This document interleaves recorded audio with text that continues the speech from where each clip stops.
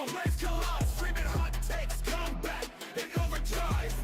Chairs flying, bodies on the ground. Review last night's show, no holds unbound.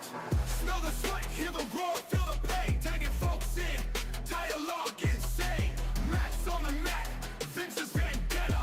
Analyze the best moves, no meta. Friday night fights, Grun's room delight. Hit the play button, commentary tight. Top rope leap, slams in sight. Podcast reverberates, breaking tonight. Heel turns crazy, face gains momentum. Captured every moment, endless venom. New champs, shock the crowd. Replay, breakdown, critics stand proud. Raw emotions, no disqualifications. Table smashes, fierce altercations. Belt changes hands, crowd erupts. We dissect each drop kick, no one interrupts. Friday night fights, Grun's room delight. Hit the play button, commentary tight. Top rope leap, slams in sight. Podcast reverberates, breaking tonight.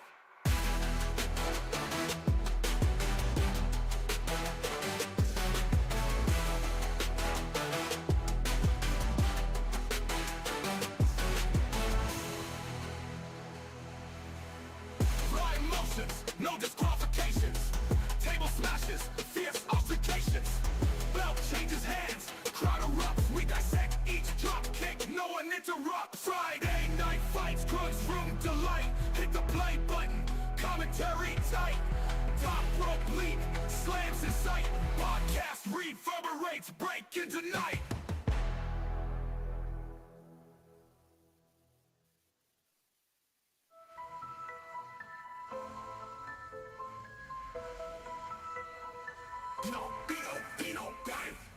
Microphone blazing, Grun's room, let's collide. Streaming hot takes, combat in overdrive. Yeah, chairs flying, bodies on the ground.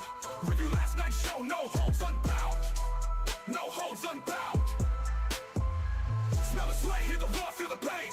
Taking folks in, dialogue insane. Mats on the mat, Vince's vendetta. Analyze the best moves, no meta. Friday night fights, Grun's room delight. Hit the play button, commentary tight. Top rope leap, slams in sight. Podcast reverberates, breaking tonight. Heel turns crazy, face gains momentum. Catch it every moment, endless venom. New champs, shock the crowd. Replay, breakdown, critics stand proud. Raw emotions, no disqualifications. Table smashes, fierce altercation. Belt changes hands, crowd erupts. We dissect each drop kick, no one interrupts. Microphone blazing, Grun's room, let's collide. Streaming hot takes, combat in overdrive. Yeah, chairs flying, bodies on the ground. Review last night's show, no holds unbound. No holds unbound. Got it.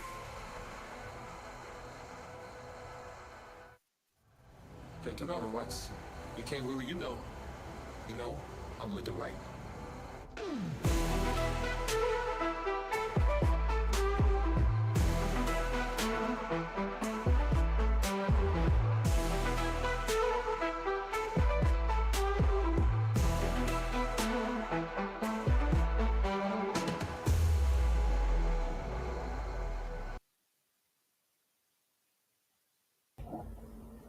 What is going on? How is everyone doing? Welcome to the newest episode of Grun's Room Smackdown Preview Review Show. I am your host, the Grun Meister. And before we get started, you see that we are using a new streaming software this week, and it will be the new one we're using for the future of In Your House Wrestling podcasts. It's going to be, we're still working things out, figuring out what we can do with it and how to do better things with it. But you know what? Doesn't matter. We love it. We think it's going to be a great addition. We think it's going to do a lot of good for us. And we think you guys are going to enjoy it as well. Now, let me also inform you on all the other podcasts that we've got going. We have got the Monday Night Raw Window Lickers Raw Review, hosted by the voice Joshua Joseph, co-hosted by myself, the blue-eyed villain Grunmeister, and the Chaos Goblin Kevin Calloway. Wait, and then whenever we get things wrong about Raw, because we get them wrong occasionally. I think we're doing better. We are corrected by the Raw Deal with House and O'Neill, hosted by Alec on the Concept House, co-hosted by Divinely Designed Annie O'Neill. And then on top of that, we've got Dear Pro Wrestling, hosted by the Chaos Goblin Kevin Calloway, and he works alongside the most dangerous podcaster in the world, Paragon, and Relentless Ray Larson, real pro wrestlers who give you insider knowledge, information, tips, and maybe some do's and don'ts on pro wrestling. And this most recent, and we always have one podcast that's fun. This last week, it wasn't quite as fun one, but it was important to do because it is the ECW watch along. But this past week, and you guys have to check it out when it goes live, the ECW watch along, where the voice Joshua Joseph, the educator of Extreme, co-hosted by Alec on the Concept House, and on this very special episode. So it had Kevin Calloway, the Chaos Goblin, join them. They were watching Sabu's final match. In case you haven't heard, at this point, Sabu has passed away. Likely due to, well, every long-term after effects of everything that he's done to his body, including just being one of the greatest professional wrestlers that really did not get the appreciation that he deserved during life. But you know what? He was still one of the greats. Joshua Joseph's favorite wrestler of all time. He will be dearly missed, and glad to see the wrestling world is showing this man the respect that he earned over all those years of service to the fans and the industry. But on a more happier note, I think the best show that we put on is the Sunday House Party, where you never know who's going to show up. You never know which members of the In Your House Wrestling podcast team are going to be there and what opinions we're going to give. So tune in to everything IYH and become part of our team. Now, with that all being said, the Lewin chat, Twitch chat, rest in peace, Sabu. Not the ones. It's a little weird to do it on the screen, but you guys get it. You guys get what I'm doing. Indeed, Cheeto. I understand. I know that you're. Cheeto. We don't talk too much anymore. Where I don't know if you're a casual fan or if you're deep into it, but yeah, Sabu passed away. What was it? I think it was earlier this week or last week. He had a match with Joey Janela not too long ago. 3 weeks ago. Yes, he did have. Sabu had a retirement match. I believe it was with GCW in a barbed wire match. I believe against Joey Janela. And afterwards, Joey Janela shared some very nice words, saying how Sabu was his favorite wrestler, and he was just gave Sabu his flowers. It was a beautiful send off for Sabu, and it was honestly, it probably went better than most people expected. It was just a very special moment. Okay, so Cheeto, you have not seen the news. Yeah. This past Sunday, thank you, Lou. Thank you. You for filling me in on that, or correcting me. Rather. I greatly appreciate that. And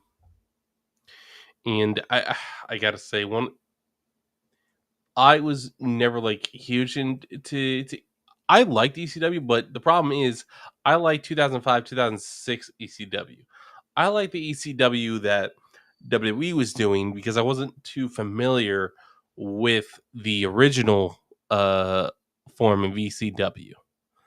But I mean, the original form of VCW gave us a lot of great wrestlers, including Eddie Guerrero, the Dudleys, the Hardys, Tommy Dreamer, Rhino, Sandman. If you like Sandman, um, Bill Alfonso. Well, not really a wrestler, but a great uh, character in pro wrestling. Uh, is the reason no? So no, I don't think anyone really knew the his sister. If I remember correctly, his sister, Sabu's sister, claimed that it was a heart attack in the middle of the night. And that is very possible because because Sabu, in her words, for years he did whatever he wanted. And I mean, you know what? It, when you're putting your body through that kind of pain in ECW for years, well, maybe because Sandman is an ECW legend, no question about that. But not always the most likable person. Not a horrible person, but eh, sometimes I wish he had gotten sober for his own sake. But with that being said, ECW again, one of the best things out there.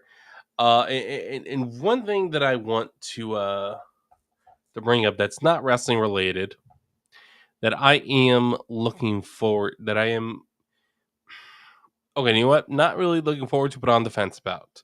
I have reasons to like it, but I'm also concerned. And in this world of video games, it is sad when you're concerned how a game is going to be made. All right, Cheeto. You can think I'm wrong. You can think I'm wrong all you want. That is totally fine. You can think I'm wrong about Sandman. And but oh well. But back to what so I had just learned that we are getting a new video game uh called, I believe it is, I can't remember what I actually cannot find the actual post, but I did get it confirmed. Did it confirm that Avatar: The Last Airbender is going to get a AAA action RPG video game set in the Avatar Legends universe. Meaning it's not going to be you're not going to be playing as Aang and his friends from the cartoon. So there's not going to be Toph, there's not going to be Katara, Sokka, Zuko, or Aang, unfortunately. And I'm a little bit concerned because because some games have been very good lately, other games have been mediocre. Sometimes overhyped even. Maybe and I don't like that we're in this world where I feel like I need to temper my expectations.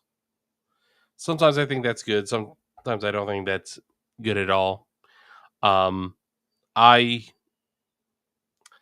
I want to like this game. I want to know that this game is going to be worth my time, worth my energy, and worth my money.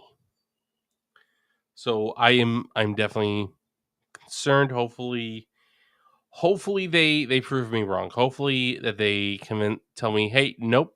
This game's going to be exactly what you're expecting. It's going to be a very good game. You may still have a problem with the fact that you're not playing as Aang and you have all his friends around. And okay, look, present me a good product. I might enjoy it. Just give me your best. Hopefully, it is worth the time, the effort, and the money. And there is no release date for this new Avatar: Last Airbender game. Literally, I think it only just recently entered post pre-production. It's being labeled as still in early development. So yeah, like there literally could be because not even naming the avatar that you play as, which is going to be set thousand. Does it actually say set? Just says thousands of years in the past. Like, okay, so we're going to be playing as the first avatar.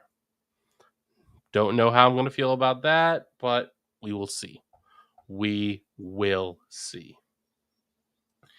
Now let's get into some WWE. Let's get into SmackDown from last week. We're not going to cover too much of SmackDown.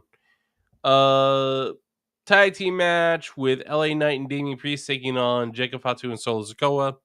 Knight and Priest won, and hell broke loose afterwards. Knight and Damian started fighting. Jacob and Solo Jacob knocked them out, and then Drew McIntyre came down, attacked them. Alexa Bliss was Zelina Vega's tag team partner against Chelsea Green and Piper Niven.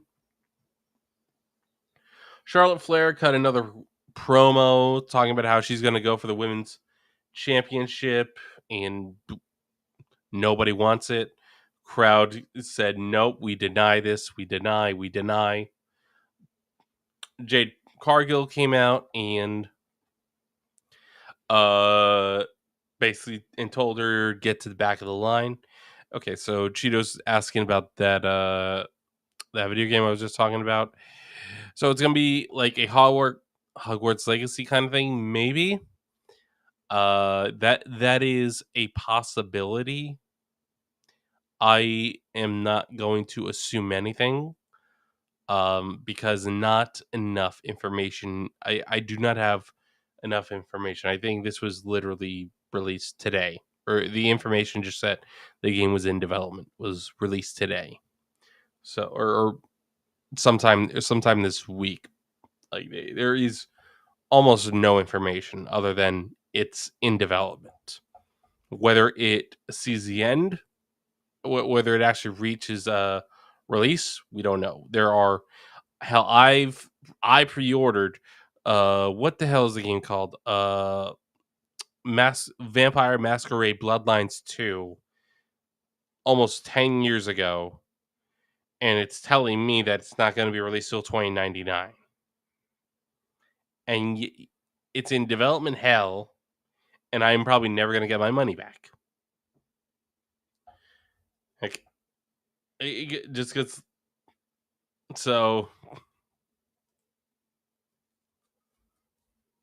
or all right, so Cheeto would have responded a lot sooner to my comment to my comment on the video games before I moved on to wrestling if he wasn't busy ordering Subway.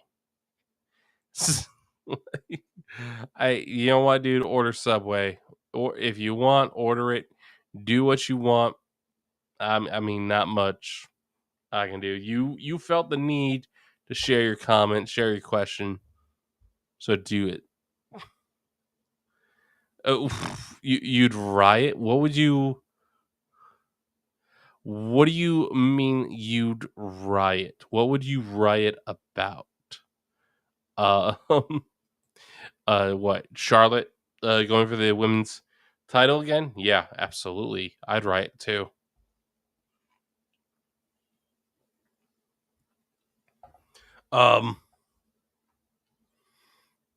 Jade Cargill had a match against Nia Jax. Tiffany Stratton was at ringside to watch, and Jade and actually Naomi would come down, attack Tiffany, distracting Jade, causing Nia Jax to win. So now Nia Jax is the rightful number one contender for the WWE Women's Championship. Street Profits came down to lay down the law, lay down to the entire SmackDown tag team division that they were going, that no one was going to beat them. Okay, hold on. Let me hold that thought 1 second. Yes.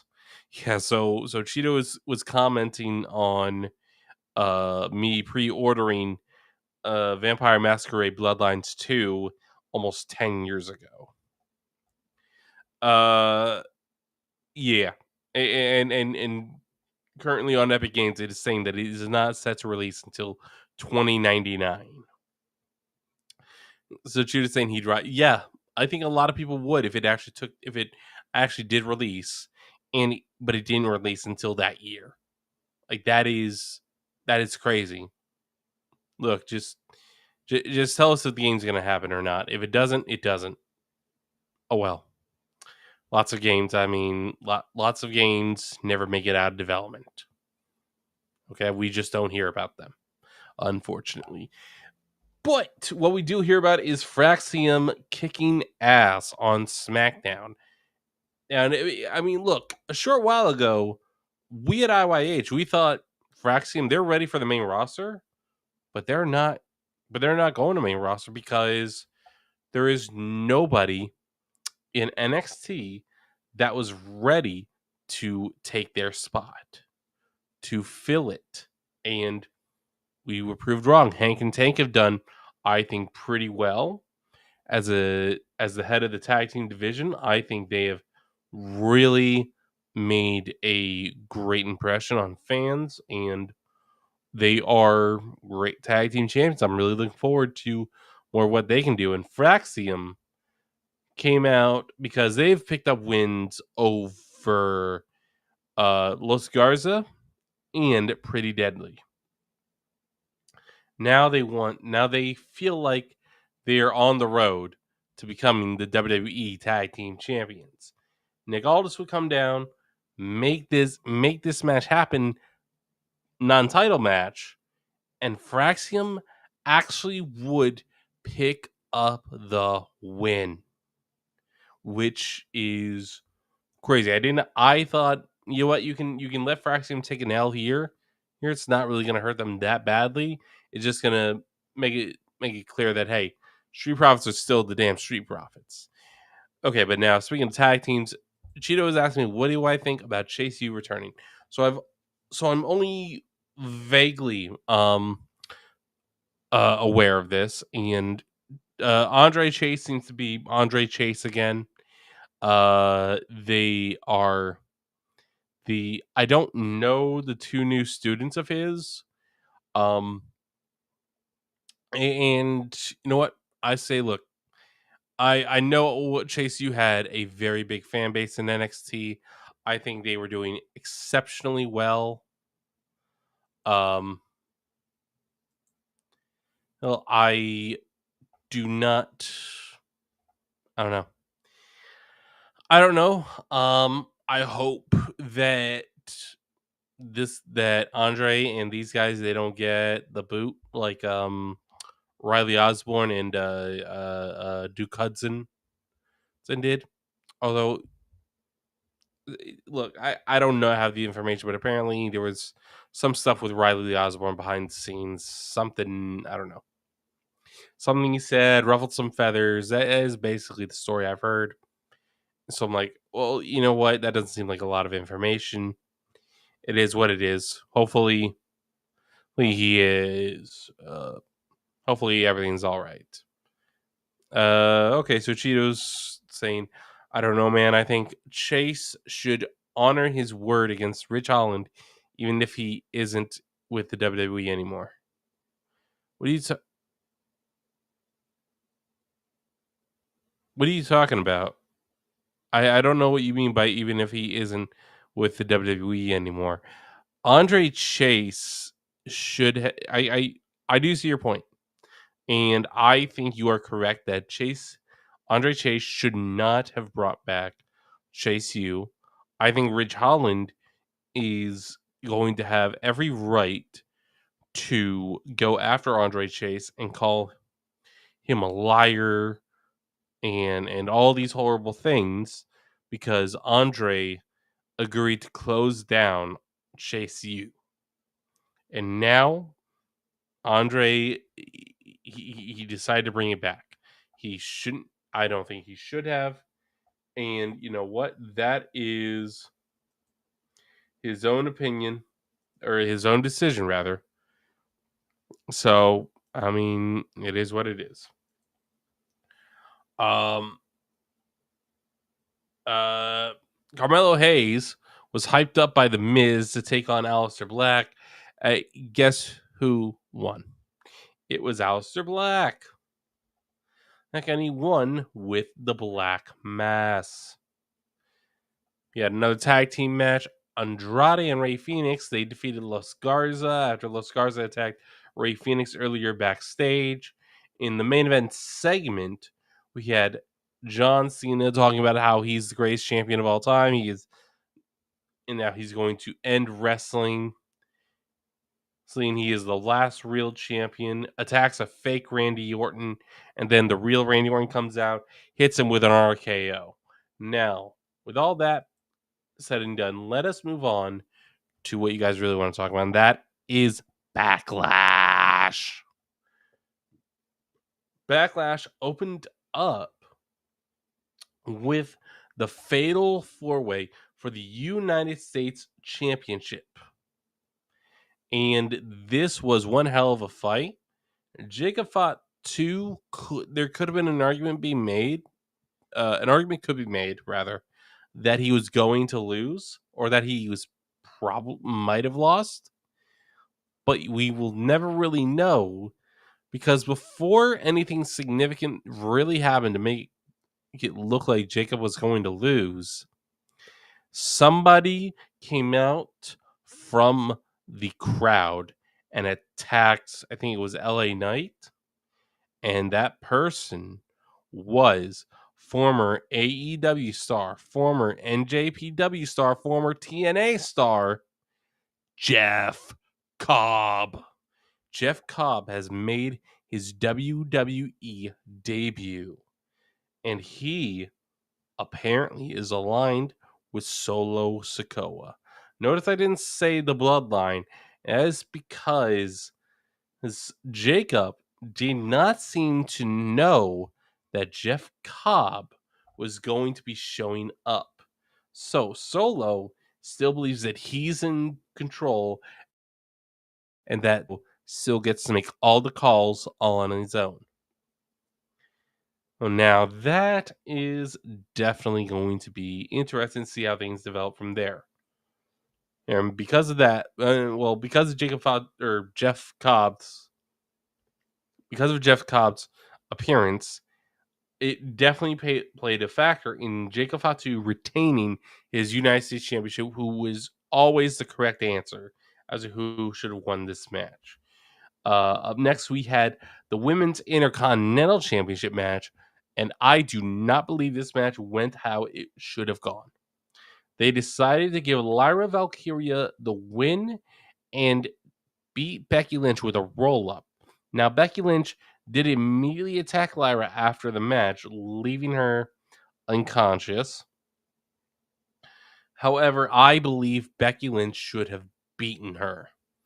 I think this should have gone. I think Becky Lynch should have completely annihilated Lyra. And then you have Lyra unsure of herself of whether she can actually beat this version of Becky. And this leads up to a SummerSlam match between the two of them, where Lyra regains the Women's Intercontinental Championship. And hopefully by that point, you have gotten a lot more people, a lot more fans behind Lyra. Now we had a second Intercontinental Championship match tonight, or not tonight, but at Backlash. And that was between Dominic Mysterio, the champion, and Penta. So now, Dominic Mysterio was able to pick up the win with help from the Judgment Day, but Finn Balor at one point did hesitate a little bit with deciding to help Dominic Mysterio retain his championship. So, and we saw a little bit of that from Raw. Finn Balor called Dominic paranoid, but reassured him that Finn is Team Judgment Day. Then we had our grudge match, Gunther versus Pat McAfee. Pat McAfee, a couple times, almost convinced me he was going to win.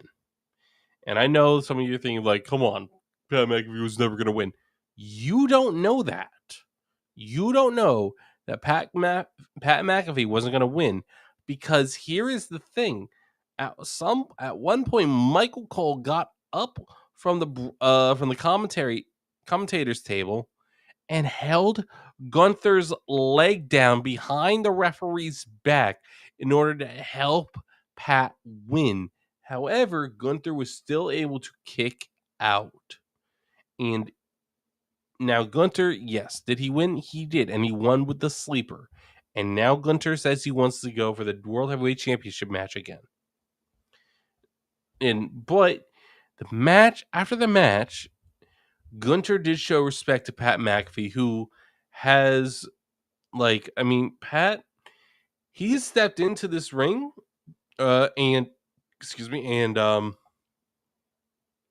he has shown that he is willing to do everything that real professional wrestlers are willing to do. He's willing to take all the bumps, all the hits, everything. He's willing to do it all to earn the respect of the fans. And you know what? Pat McAfee does that every time he steps in the ring. He shows that he may have not been bred to be a professional wrestler, but he is doing his damn best, and his damn best is pretty good. Our main event match. Now, you can look at this one of two ways. You can look at it as technically not a great wrestling match, but as a championship match in John Cena's final year in WWE and in professional wrestling, and likely his final match against Randy Orton, this was absolutely one of the greatest matches of all time. There was a callback to a chain link of moves or spots from a previous match that they had. They didn't do the referee slap spot. Some people are disappointed by that. I think, you know what? If they did do that, I would have liked them to see. I would have liked for it to be Jessica Carr. I do not remember who was the referee for the match, so if it was Jessica Carr, I am very sorry that I did not remember that. But I do not believe it was Jessica who was the referee for this match. And the only way I would have been okay with that, with them doing that, is if they decided to instead have Randy Orton beg Jessica not to call for the bell. Hell, and then I don't know, Jessica turns her back, tells, okay, we're not calling for the bell. And during that John Cena quickly kicks Randy Orton between the legs. He's oof. But then at some point, Randy Orton was RKO'd on everybody. He RKO'd referees. He was RKO'd production people. He was RKO'd staff. Everybody could see he was RKO'ing because he was mad because John Cena would not stay down. And John Cena did end up picking up the win to once again prove that he is the greatest of all time. But honestly, the most shocking thing is that R-Truth might be John Cena's next opponent. And here's why me and a lot of other people are considering that being the possibility. It's because during the press conference, now John Cena was not originally scheduled to be in the press conference. However, as Triple H said, when the champ tells you that he wants a few minutes to speak, you give him that. After the match, and this is important, it did look like John Cena was unsure of whether he's done the right thing, unsure whether this is who he's supposed to be. Unsure of whether he is supposed to be acting this way. Wait, and now R-Truth came in and wanted to congratulate John Cena, and John Cena hits an attitude adjustment onto R-Truth through the table that was being used for the post media scrum. No one saw this coming. This was not on my bingo card that John Cena was going to actually assault R-Truth. That is insane to me.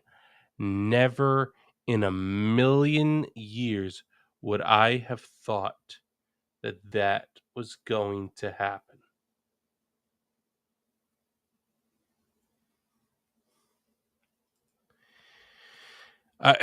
Man, truly, this is wild and crazy times.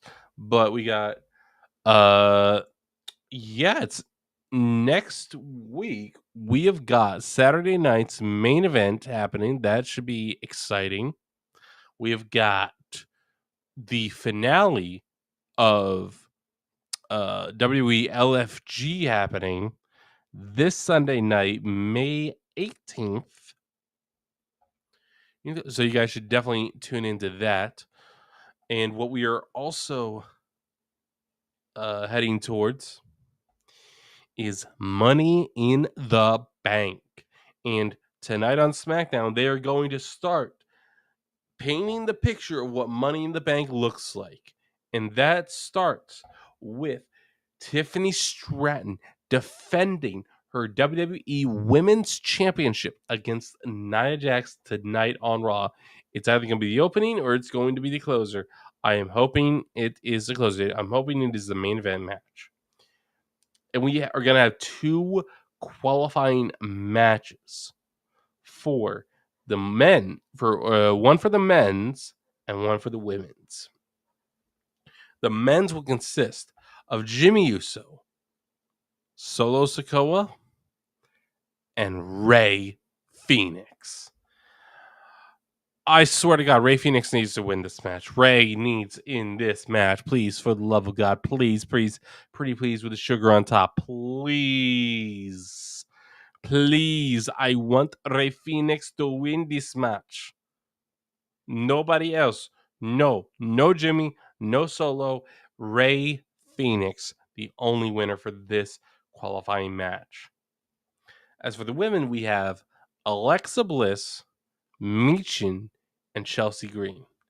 Now, I'm fine with Alexa losing. As some of you may know, I am a very, very big Alexa Bliss mark. But I do not think she is the correct woman to win this. Or this qualifying match. I think it needs to be either Michin or Chelsea Green. I'm gonna go with Chelsea.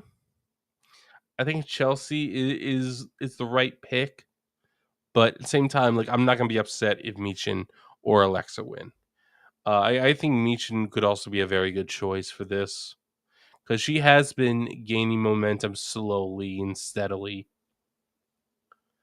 Yeah, it should be good. What we're also going to see is Aleister Black go one-on-one once more with Carmelo Hayes. They had a pretty good match last week. Hopefully they can find a way to up it, to do better and put on a better match this week. I cannot wait to see how that goes. And DIY attacked Fraxium last week backstage after they had already had their match with the Street Profits. And due to that, DIY is now going to be taking on Fraxium tonight on SmackDown. So we've got a lot of stuff in place. Fraxium looks like they are about to obtain a number one contenders match, or I'm sorry, not a number one contenders match, but become the number one contenders for the WWE SmackDown Tag Team Championships. However, DIY, they will do anything and everything they have to obtain that number one contender spot, especially since now they think everybody's working against them. That is pretty much it for SmackDown. So I think we're gonna call it early. Thank you guys for tuning in. Thank you guys for watching. Hope you guys have a fantastic evening, a fantastic Friday, a fantastic weekend. And guys, Memorial Day is next weekend. So please enjoy your weekend. Have a blast, party, and have fun responsibly. I will see you guys next time.